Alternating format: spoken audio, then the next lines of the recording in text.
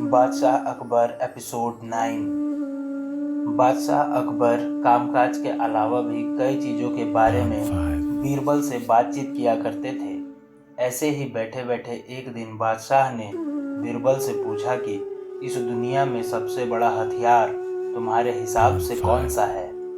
इस बात के जवाब में बीरबल ने कहा कि संसार में आत्मविश्वास से बड़ा हथियार कुछ और नहीं हो सकता। यह बात अकबर के समझ में नहीं आई, लेकिन फिर भी उन्होंने कुछ नहीं कहा। उनके मन में हुआ कि समय आने पर इस बात की परख की जाएगी। कुछ दिनों बाद राज्य में एक हाथी बेकाबू हो गया।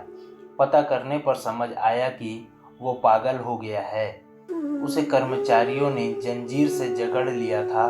इसकी खबर जैसे ही बादशाह को पहुंची तो उन्होंने सीधे महावत से कहा कि जब भी तुम्हें बीरबल आता दिखे तो हाथी की जंजीरों को खोल देना।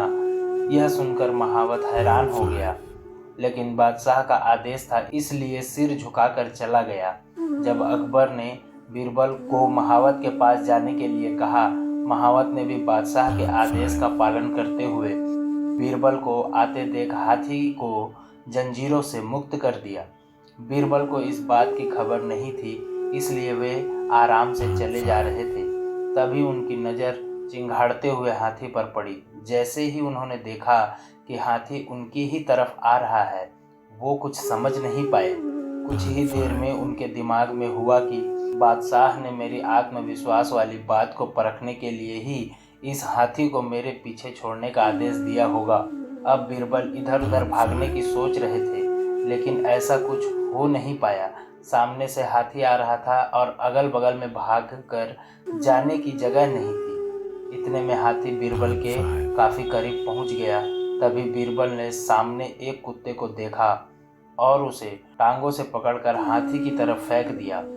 कुत्ते चीखते हुए हाथी से टकराया। उसकी ऐसी चीखें सुनकर हाथी वापस उल्टी दिशा में भागने लगा। कुछ ही देर में इस बारे में बादशाह अकबर को पता चला। तब जाकर उन्होंने माना कि आत्मविश्वास ही मनुष्य का सबसे बड़ा हथियार है।